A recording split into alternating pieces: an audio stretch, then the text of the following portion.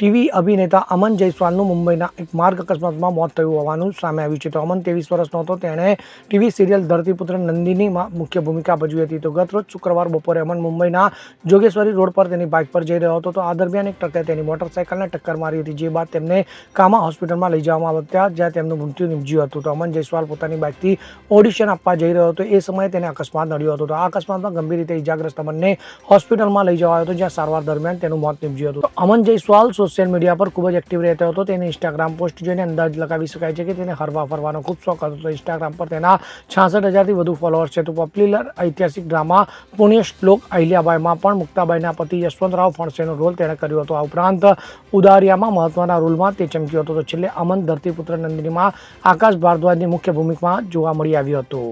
Bureau report CN24 news. હવે જુઓ દેશ દુનિયાની તમામ ખબરો તમારી આંગળીના ટેરવે. ઉઠાવો મોબાઈલ અને ગૂગલ પ્લે સ્ટોર પરથી ડાઉનલોડ કરો અમારી CN24 ન્યૂઝ મોબાઈલ એપ.